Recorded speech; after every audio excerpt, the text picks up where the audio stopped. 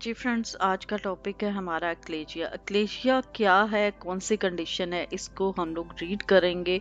ये टॉपिक हमारा adult health nursing semester 3 का है, यूनिट 1 है। तो स्टूडेंट हम लोग आज इसी को देखेंगे, व्हाट इज एक्लेजिया। जैसा कि आपको इस पिक्चर में नजर आ रहा है कि क्या है डिफरेंट बिटवीन एसोफेगस, माउथ से लेके स्टमक तक जो ट्यूब हमारी खुराक को, हमारी फूड को लेके जाती है स्टमक तक, उसे क्या बोला जाता है, esophagus. These are objective which is discussed today, like anatomy of stomach, define eclasia, describe causes, pathophysiology, signs, symptom, types, and nursing and medical management.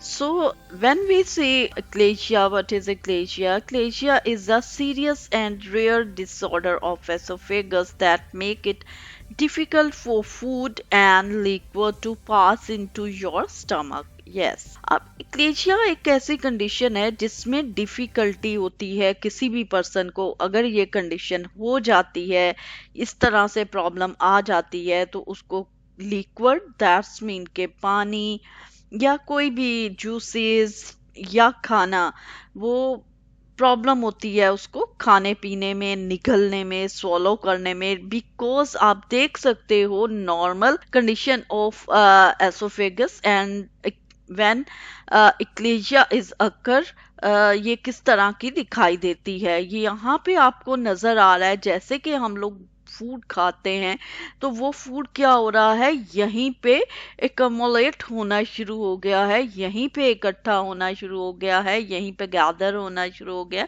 इक्लेजिया occur when nerve in the tube connecting your mouth and stomach, esophagus, that's mean become damaged. अब यहाँ पे क्या हुआ है कि एसोफेगिस क्या damage हो रही है, डिसऑर्डर हो रही है। क्यों डिसऑर्डर हो रही है, क्या कंडीशन है इसमें? यहाँ पे बात हुई है when nerves in the tube connecting your mouth and stomach. ऐसी नर्व्स, ऐसी जो इम्पल्सेस हैं जो कि हमें हमारे यहाँ से गुजर रही हैं नर्व्स, वो क्या हो रही हैं, डैमेज होना शुरू हो जाती हैं due to condition, due to achalasia. As a result, the esophagus loses the ability to squeeze food down. वो मुश्किल से खाने को स्टमक तक लेके जाता है, and the muscular wall between the esophagus and stomach, lower esophageal sphincter, doesn't work properly. अब यहाँ के जो मसल्स हैं, जो कि स्फिंक्टर मसल्स हैं, वो क्या हो गए हैं, वीक हो गए हैं। डायाफ्राम डिवाइड करता है हमारे एसोफेगस को और स्टमक और चेस्ट रीजन को। अब यहाँ पे प्रॉब्लम हो गई है, स्फिंक्टर मसल जो हैं डिस्ट्रॉय होना शुरू हो गए हैं। यहाँ के जो सेल होते हैं, एक्चुअली ये हमारी ट्यूब के गिर्द यू रिंग की तरह ये बना होता है, रिंग बने होते हैं। और इन रिंग्स में क्या हुआ, ये यहाँ पे क्या, एक नॉर्मली अगर हम लोग देखते हैं तो हमारे जितने भी ऑर्गन है वो कंट्रैक्ट करते हैं, रिलैक्स करते हैं, उनमें मूवमेंट होती रहती है। और वो मूवमेंट क्या होती है, नर्व्स की वजह से। जो हमें पेरास्टालसिस नर्व्स, वो नर्व्स क्या होती हैं, ये हर टाइम क्या होता है, हमारे जितने भी मसल्स हैं वो क्या होते हैं, कॉन्ट्रैक्ट होते हैं, रिलैक्स होते हैं। लेकिन यहाँ पे क्या हुआ, जो नर्व्स हैं वो डैमेज होना शुरू हो गई। यहाँ पे जो सेल होते हैं, गैंग्लियन सेल्स होते हैं, वो डिस्ट्रॉय होना शुरू हो जाते हैं। और यहाँ पे जो कंडीशन हुई है कि फूड यहीं पे जमा होना शुरू क्यों हुआ, क्योंकि यहाँ के मसल्स क्या हुए, डिस्ट्रॉय हुए। नर्व्स जो हमारी न्यूरॉन्स हैं वो यहाँ पे प्रॉपर मैसेज कन्वे नहीं कर रहे। अब मैसेज जब तक कन्वे, जैसे हमारे हाथ को ठंडा लगता है, गर्म लगता है, हम फौरन से अपने हाथ को हटाते हैं। अगर हाथ पे या कहीं भी चोट लगती है हमें फील होता है। तो इसी तरह से वो नर्व्स क्या है, यहाँ पे वो मैसेज कन्वे नहीं कर रही, जिसकी वजह से यहाँ पे कॉन्ट्रैक्ट रह गया, यानी कि सुकड़ गया, उसने जो है रिलैक्स ही नहीं हो रहा। क्योंकि नॉर्मली क्या होता है, रिलैक्स होता है और फूड जो है स्टमक में जाता है, देन फिर कॉन्ट्रैक्ट होता है, रिलैक्स होता है, और इस तरह से एक नॉर्मल नेचुरल फंक्शन हो रहा होता है बॉडी के अंदर। लेकिन यहाँ पे कंडीशन क्या हुई, वो गैंग्लियन सेल्स जो हैं डिस्ट्रॉय हुए। क्यों, नर्व्स जो हैं वो डिस्ट्रॉय होना शुरू हो गई हैं, यहाँ के मसल वीकन होना शुरू हो गए हैं,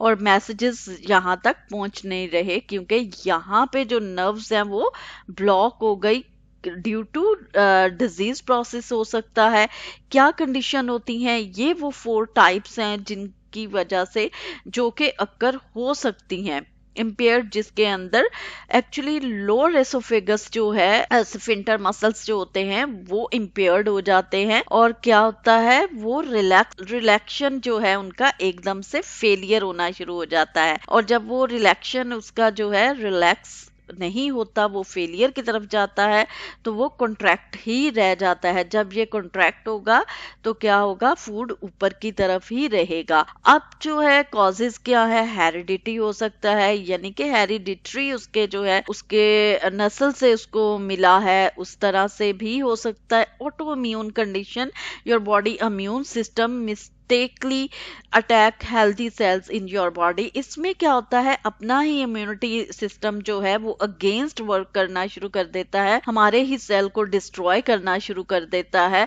और हमारी इम्यूनिटी जो है वो डिस्टर्ब हो जाती है, वो भी एक कंडीशन बनती है। और जब इस तरह की कंडीशन होती है तो वो अक्कर करता है एसोफेजियल कैंसर को भी अक्कर करता है, या कॉज हो सकती है। अब यहाँ पे कहा जाता है कि अगर कैंसर सेल डेवलप हो रहे हैं एसोफेगस के अंदर, तो वो भी कॉन्ट्रैक्ट यानी कि थिन हो जाएगा। ये पाथ जो है यहाँ पे ये देख रहे हैं कि सेल जो हैं ये काफी ज्यादा जो हैं डेवलप हो गए हैं सेल, ये नजर आ रहे हैं आपको सेल जो हैं। हाँ जी, ये सेल आपको नजर आ रहे हैं कि ये सेल बहुत ज्यादा यहाँ पे मल्टीप्लिकेशन उसकी हो गई है, बनना शुरू हो गए हैं, मल्टीप्लाई होना शुरू हो गए हैं, और इसकी वजह से क्या है, ये वाला हिस्सा क्या हुआ, थिन होना शुरू हो गया, बहुत ही थिन हो गया है, और फूड का यहाँ से स्टमक तक जाना बहुत ही मुश्किल होता है। ये नजर आ रहा होगा, यहाँ से ये बहुत ही थिन एरिया है, तो फूड मुश्किल से यहाँ से गुजर कर स्टमक तक पहुंचेगा। तो ये भी एक क्या होता है, रीजन बनता है क्लेजिया का। अगर हम लोग देखते हैं कि कोई भी किस्म का इन्फेक्शन अगर हो गया है तो वो भी रीजन बनेगी, कॉज बनेगी एसोफेगस की, क्योंकि यहाँ पे पैथोजिन जब इंसर्ट होगा तो वो क्या करेगा, इन्फेक्शन कॉज करेगा। इन्फेक्टेड पैथोजिन जब इंसर्ट होते हैं बॉडी के अंदर तो वो क्या करते हैं, पस फॉर्मेशन करते हैं। पस फॉर्मेशन से क्या होगा कि इन्फ्लामेशन होती है, इन्फ्लामेशन के होगी तो ये एरिया क्या होगा, थिन होना शुरू हो जाएगा, और उसमें भी डिफिकल्टी इन स्वॉलिंग होगी, डिफिकल्टी इन क्या होगा कि खाना मुश्किल से स्टमक में जाएगा। पैथोफिजियोलॉजी क्या है, जेनेटिक्स जैसे हमने बताया है, ऑटो इम्यून, अपना ही ऑटो इम्यून सिस्टम क्या होता है, अगेंस्ट हमारे सेल्स को डिस्ट्रॉय करना